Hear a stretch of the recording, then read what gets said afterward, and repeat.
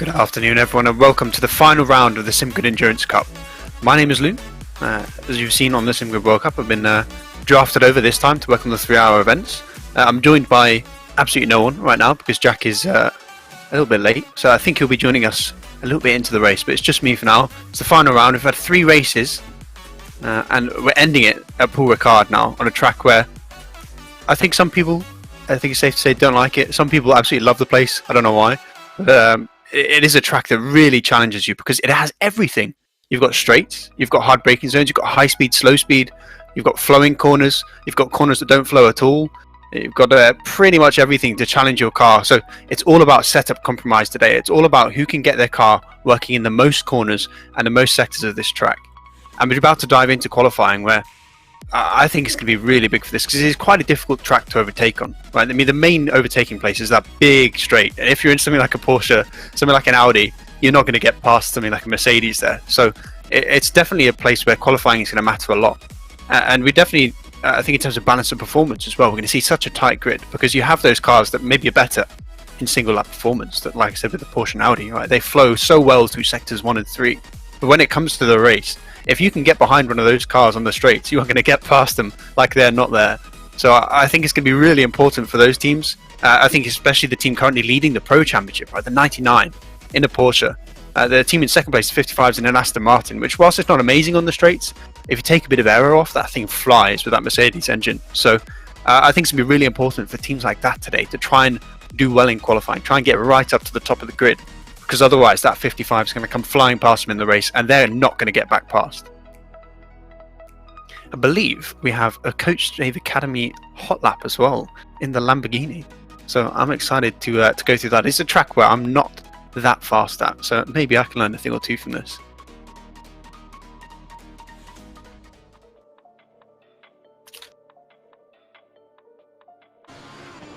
So we start obviously on the main straight. We come to the right side of the track.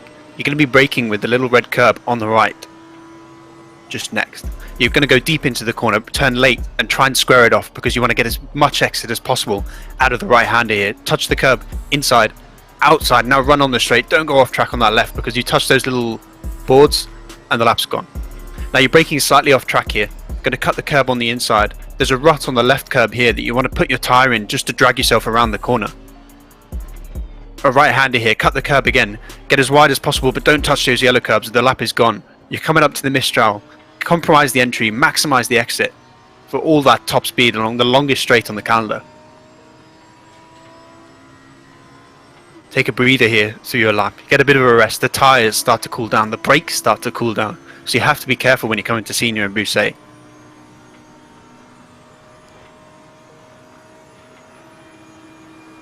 You're looking at that top speed, you want to be in the high 270s or maybe even to 280 if you're in something that's great on a straight. Coming up to Senior, brake just after the curb on the left hand side. You want to try and avoid touching too far on that inside curb because it will unsettle the car. Run wide on exit. Bousset now, double apex, hit the curb, run wide, come back towards the second curb on the inside here. Run over it, but don't go too far, otherwise you lose your lap time. Again, don't go too far on the left, you lose your lap. Another double apex.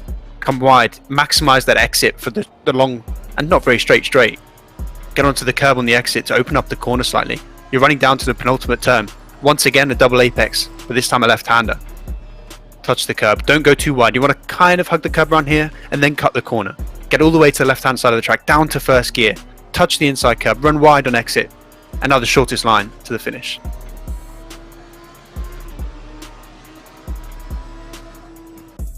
There's a 153. I can barely even get into the 54s around here in my Mercedes. It's always depressing when I see people that fast, and I think we might even stray into the 52s today if the track conditions are nice. So I'm quite excited to see just how well some of these guys are going to drive in qualifying. It is a track that, as I said, really puts a lot of strain on your car because you're in your Porsche, and yes, you're going to be great in sectors 1 and 2, but you lose so much time on that straight. Or you're in a Mercedes, yes, you're going to be great on the straight, but you're going to lose time in sectors 1 and 2. So if you look across the whole spectrum of the cars, I mean, even something like a Lexus and a Bentley, right? Again, great straight line speed on your longer runs because they're not that strenuous on the tyres. They're nice and stable. They don't use that much fuel. It can really help as you get later into the run. So it's a track where balance of performance, I think, doesn't matter that much. I do think on a single lap performance, you're looking at those mid to rear engine cars, but over the length of the race, I think it's going to be an entirely different complexion.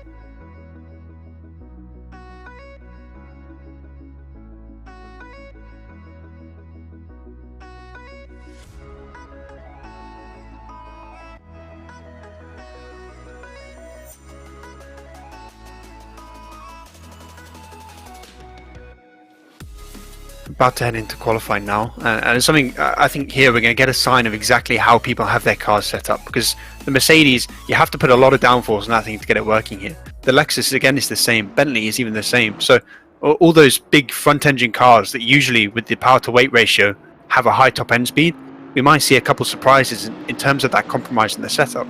I know it's something I do. When I drive this thing, I'm running max splitter on my Mercedes just to get it working, so it's really a track where I think you want a car that's malleable, and that's why I look to the Aston Martins right here. It's not necessarily the best car in a straight line, a single lap.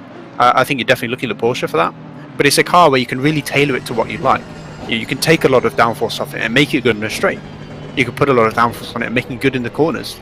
And it's a car that maybe really only struggles in traction zones, at least when I try and drive it. That might be a me problem.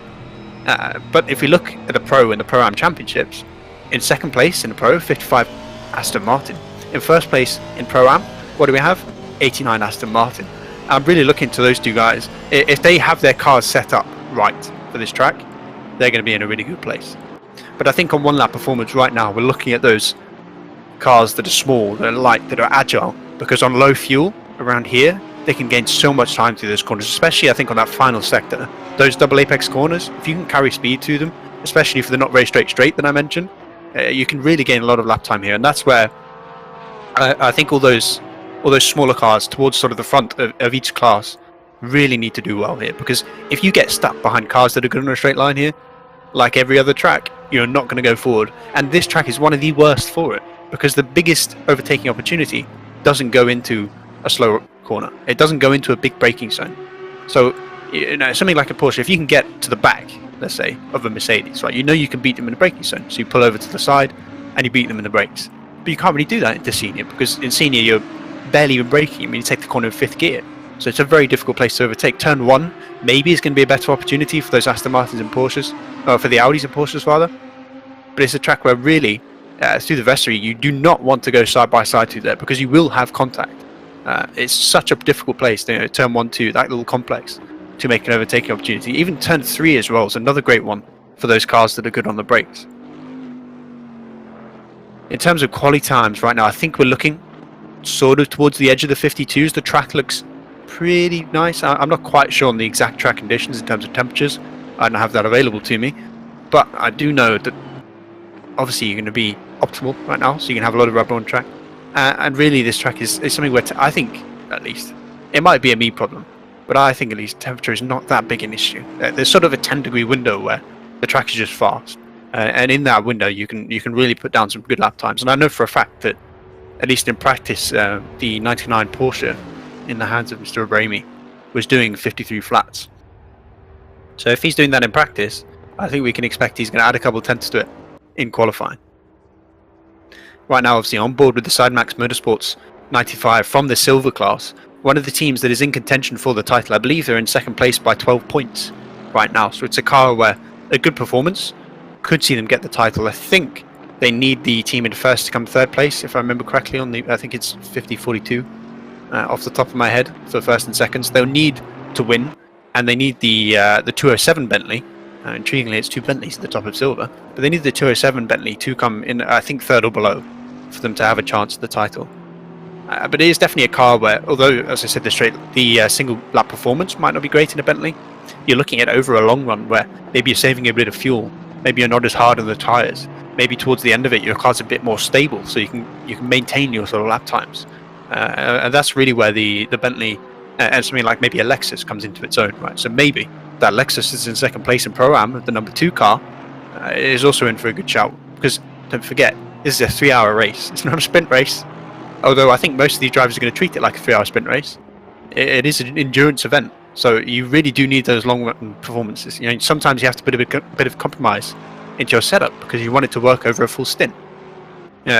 Sometimes in the sprint races, I think especially, let's take a 60-minute race, right? The first, let's say, 30 minutes, if you can get track position for that, especially around somewhere like here, it's not that important if your tyres go off a little bit, because you can sort of maintain your position. But over a 3-hour race, with a bit of pit strategy, with that compromise on your long run pace, then maybe those teams can come into their own. We're starting to see some competitive lap times come in right now.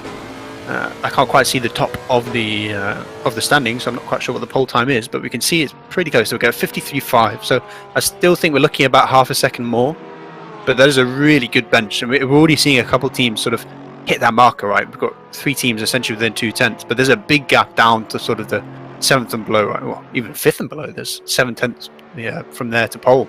So really, it looks like it's going to be a tale of 2 or 3. I was about to say 2 or 3 halves, but that's not how maths works. Not 2 or 3 halves. 2 halves or 3 thirds, I guess. But it looks like we're sort of going to have those bands, right? You have the guys up front that are hitting the mid to low 53s, and then we're going to have people in the 54s, and then maybe the odd team down in the 55s, which will make me happy, because I know I can do a 54 every now and then, specifically in a Porsche, because it's overpowered in a single lap performance. So that's a personal ego thing for me. I could say I can beat some of these guys who are up in top split, but somehow I think it's unlikely that I could beat any of these guys in a race. Who knows? 556 and the 557, two cars from the same team, the Butler Power Motorsports car that I know quite well. I race with those guys occasionally, so I know the not necessarily the ins and the outs of that team, but I do know for a fact that Nico is fast around here. He's currently down in 12th with that low 154, but I know he can get faster than that. There's actually a guy I've been drafted in to race with him in 5 days, so God help me, but I'm expecting those guys to run well around here, because I mean, I know for a fact Nico's fast. I've raced enough with him, been overtaken by him enough to know that. But when you come into this and you see someone like him, where we've seen him in so many events right now where it's been fun, that's not quite the optimal line he has, but we'll take it. But anyway, you see him do so well in so many tournaments, and right now he's down in 16th place. Just think about how strong this field is. We're already down to the 53.2s. I do expect we're going to get into the 52s just because of that. You're usually looking at somewhere between 3 and 4 tenths between the start of end of qualifying. You should be sort of looking to improve, right? You set those banker lap times, and then you really push. You hit the curb a little bit harder. You maybe brake 5-10 meters later, and just see what your car can do. But once you have those banker laps of the low 53s, if you're looking at sort of the front of the grid, that's when you can go for those big lap times. Got a couple silver Bentleys as well up in the top 10 so far, setting I believe that is a 53 if I can do maths. Oh no, it's just on the edge of the 53s. The 777 is just in the 54s, but you're looking at less than 2 tenths between. Actually, it's not more than 2 tenths. I can't do maths. More than 2 tenths, but less than 3 tenths between the 777 and the 95. The 777 mathematically can still win the title. They need a bit of a miracle, and when I say a bit of a miracle, I mean a rather large one. I think they need pretty much the top 3 cars to DNF. Which will be the 207 Bentley, which is currently down in 20th place, third in class, and then the 95 Bentley, which is obviously right next to them. I think they'll need both of those to DNF. Then the next sort of 5 cars in front of them, they can overtake just with a couple positions. But realistically, they need to win the race. I think the 777 and have those 2 teams that are currently 2nd and 3rd in class not finish the race to have a realistic chance. But it's intriguing to me that we have 3 Bentleys right now at the top of silver. Obviously, there's quite a big disparity between their lap times. You're looking at what's that, about 6 tenths between the 777 and the 207. In fact, I think it's exactly 6 tenths. But 3 Bentleys basically at the top of class. There's not that many silvers today. I think a few of them have decided not to turn up for various issues. But at least we have a contingency of silver drivers, and the Bentley is going well. And not just going well in class, obviously we've got 2 of them in the top 10 overall. We're up to, I believe, 31 cars, if not more, right now. We were expecting, 31 cars on the grid. We're expecting, I think, 35 to 37, so a few teams not turned up. But there's still pretty decent contingency between the 3. Is that even the right word? Contingency? Never mind, we'll move on. 3 pretty solid classes, right? I think we're going to see a lot of competition between them. But I look back to the World Cup events that I've worked on. Obviously, this is my first Endurance Cup event, so I'm not that familiar with the field yet. But I remember when we were in Bathurst for the 12 hours, we had that 995 Aston Martin that was in the slower class, technically, competing for podiums. overall. I can't remember exactly where they finished, but I think they were right up in the top 5 off the top of my head. So it's always nice to see those teams that are maybe in the lower classes, come to a track they like, come to a track they know well and they've worked on in terms of setup, maybe in terms of practicing overall, and just perform versus some of the best guys, because we do have some of the best drivers in ACC in this grid. I mean, Mr. Ramey, the 99 Porsche, is one of the fastest drivers I've ever seen on any sim, and I don't even think he's on pole right now. So he goes in 6th, down in 6th, half a tenth off. I know he can, half a second off pole right now. I did say, obviously, in practice he did a 53 flat, so in theory the time is there for a guy that I like to fanboy, mostly because every time I go anywhere near him, he just overtakes me like I'm not there, even though he's in a Porsche. But I think we're looking at sort of 10 teams, not even drivers, 10 teams that are just some of the best drivers in ACC right now. So to have them all, to have those sort of the silver drivers that come in and go, well, actually, we can compete with you guys, even though, obviously they're expected to be maybe the slower drivers. It's pretty awesome to see, and I think a testament to how strong this field is. And we're looking at now 2/10 between the top 3, less than 2/10. I think that's going to get closer. I think there's going to be more teams coming in to that sort of band as well. So with 8 minutes left in qualifying, it's going to be tight at the top. Let's see if we can go for a full lap on board with Mr. Rome. He's hitting the curbs nice through the first turns. The Porsche, especially in sectors 1 and 3, is really strong because it has so much performance in those corners. If you can keep it balanced, you can ride those curbs a lot and carry a lot of momentum through the turns. A little bit wide out of turn 4 there. Sort of missed the apex for turn 5, but I think it'll work just fine. Entering the Mistral, the exit is nice and smooth. It's on the power early, so this should be a good lap. It's looking good so far. It's looking better than what I can do, and by that metric, it should be okay. The long and mildly tedious Mistral now, as Springy almost falls asleep in his car as he's driving. Tends to happen around here. But the one big problem with this straight is your braking. Right, your brakes become so cold because you have to keep the brake ducts open because you use them a lot in sectors 1 and 3. But when you're along that straight, they get blue. Oh, he's had a wobble. He's going to spin. No, he doesn't quite spin out. He holds on to it just about. But that is going to be the lap time gone, unless somehow he's managed to carry more momentum when he was sliding. But I think that lap is going to be over, and he's just going to reset. Maybe cool the tyres down a little bit in this final sector just before the start of the next lap. Open up that gap to the car in front maybe. But that lap, I think, was testament to how difficult this track is, because you can put in that perfect first sector. I mean, it wasn't quite perfect. There were a couple of corners that were a bit wide, and then you just approach Senior, and your car just says no, and then bam, there's your lap time gone. Or you approach Bousset, and you go the slightest bit off on the left side, and bam, there's your lap gone. But now we've got a new pole set to the 888 Ferrari. The Coach Dave Academy team right now, 53.1 on pole, so we're getting closer and closer towards those 52s. And given the fact we have 7 minutes left, as these cars shed a bit of fuel, as the tyres get optimal, as the brakes get a little bit better, I think we're going to hit the 52s right here, and that's going to make me a little bit sad for my own lack of pace. Given the fact that I have to race this track immediately after the Endurance Cup, I've got a 60-minute sprint race here, so all I'm doing right now is just watching how people drive it and trying to learn.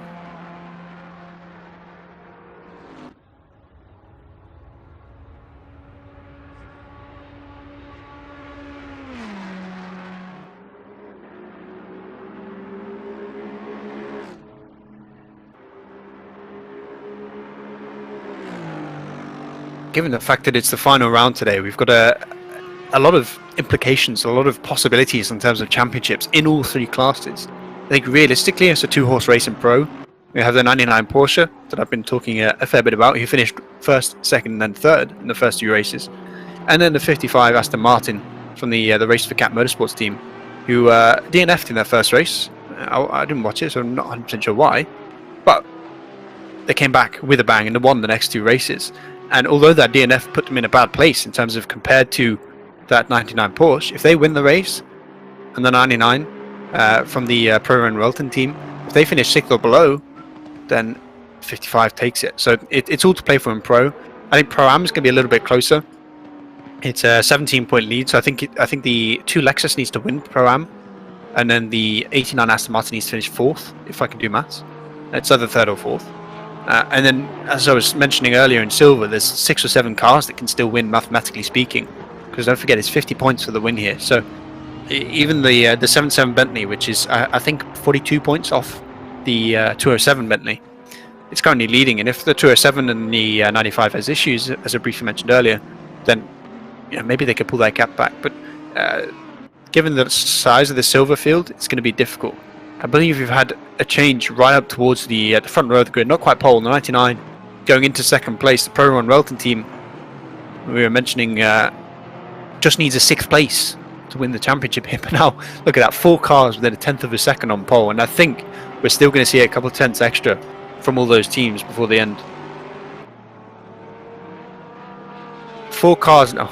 Oh, there we go. Never mind. There's no longer 4 cars within a 1/10 as the 55 just sticks it on pole with a 53 flat.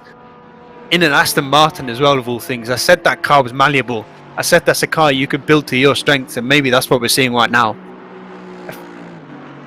Ferrari and that Aston Martin, I think, are 2 cars where, at least in my hands, I tend to be able to make them into what the track needs. I think it's the best way to say it. They're not great at anything. They're good at everything, not great at anything. But you can throw a bit of downforce in both cars, make it good through the corners. Or in the case of the Ferrari, usually you take it off because the thing sucks in a straight line. But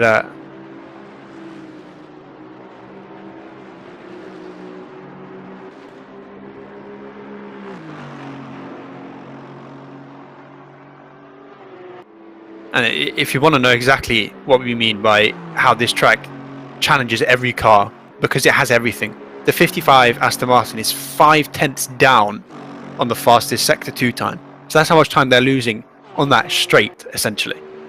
But through those high downforce sections, in Sector 1 and Sector 2, you've got that car turning nicely, you've got that car flowing through the corners with a bit of stability, and that's why it's on pole. So it's doing 53 flats. But maybe when we come back to the race, and those cars that are good on a straight line, if they get past you, you're going to get stuck behind them, even if you're better in those sectors.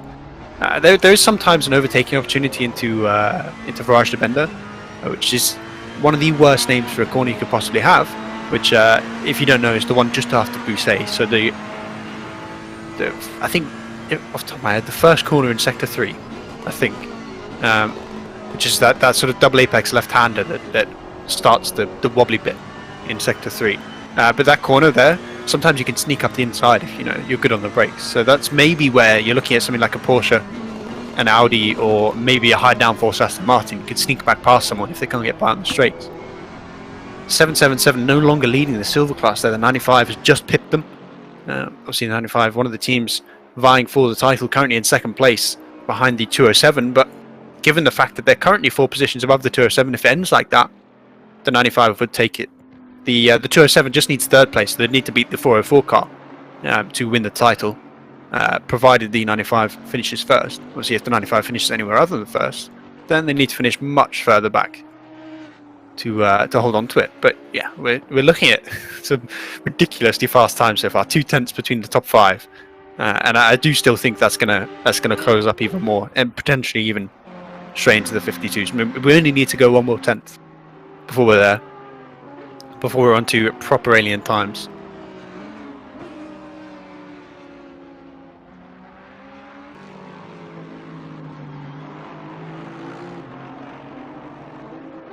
Little tidbit of information from our producer slash stats guy slash pretty much everything, Michael. There's an extra point as well available for the fastest lap in the race. So some of these cars that maybe are going to lose a bit of performance, I guess, over the race, they might gain a performance.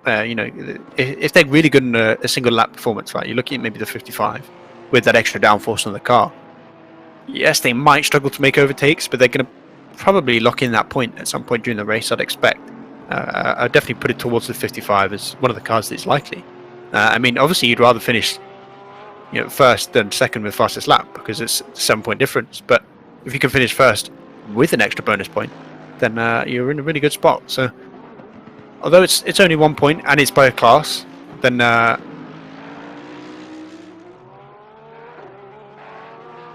207 dropping behind the 253 Lexus, and the 207 needs second in class, as I'm being told, during the race, obviously, provided the 95 wins, not third, as I said, and now down in fifth. So they, given the fact that the 95 is currently leading, It's only 4/10 in it, and maybe it's because it's certainly possible that the 95 and 777 have thrown a bit more downforce on, as I was saying, or maybe just favoured that single lap performance over maybe ultimate pace over a stint.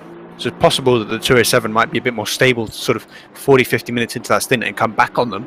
But I mean, 4/10 off in qualifying, that's a little bit rough. And there we go. We're ending qualifying. People are finishing off their laps now. There's still, I think, an opportunity for a couple drivers who are out on track. The 95, can they improve their lap time and just lock that position versus the cars? No, they come into the pits, so they're done. Not 100% sure if many of those cars on the Mistral are still going. I mean, yeah, there we go. We've got some cars going. The 36, a Pro-Am car, currently leading class. Not sure if they're finishing lap or they're coming into the pits, but currently, actually, no, they've just been pipped. The 89 just beat them. And the final lap of qualifying, the 89 goes ahead of the 36, cannot improve. So the 89 will lead in Pro-Am coming into the race. The 36, second place in class as things stand. I think there's still quite a few cars doing a lap here, so we could see it all change. Can someone sneak a 52 at the death? No, Samir loses it. Into Bousset, there's the lap gone. He's going to lose it because that's going to be an off track, so the lap will not count. Fourth at best for the 99 team, the team currently leading. They only need sixth during the race to guarantee the title, provided the 55 wins. But starting with lower track position in a car that's not great in a straight line, it's going to be a little bit rough. Obviously, luckily for them, all the cars around them are also not great in a straight line. So I think it's going to be a while before they have one of the Bentleys or the Aston Martins sneaking up behind them. Or maybe even that McLaren, because the McLaren can be slippery in a straight line. It's a car that, again, is quite malleable, but usually it's one of those cars that you build towards your sort of straight line performance. It tends to be pretty good in terms of stability through the corners compared to, well, at least when I drive it. But it's also a car that overtakes really well around here. The balance performance really favours it on the Mistral. So I think that 110 might be a bit of a surprise during the race, but if you look at sort of the top of the grid there, we've got a lot of Porsches as usual. We've got the Aston Martin, I think at the 556 was in 6th place. Also the Audi rather. We've got an Aston Martin on pole with the 53 flat. We didn't quite get to the 52s, but we were close. 3/10, roughly speaking, between 1st and 5th. Actually, no, never mind. 2/10, I can't do maths. That's a pretty close top 5, and I expect during the race it's going to be just as close as that. We've got 3 different car manufacturers as well in the top 3, so it's a really tight field. The balance of performance certainly showing that. Obviously an Audi in 6th as well, so 4 cars in the top 6. We've got another Aston Martin just behind them. Actually, in fact, I think it's a couple of them.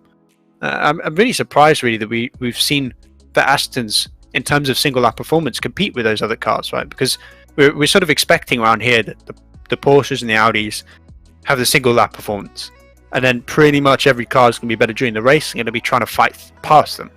So to see a 55 Aston Martin on pole, a team competing for the title, and they have to win, is impressive to see.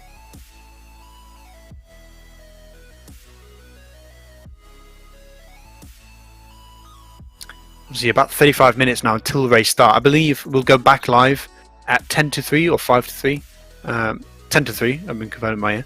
So have a little bit of a pre-show. Obviously 10 to 4 CEST if you're in the wrong time zone.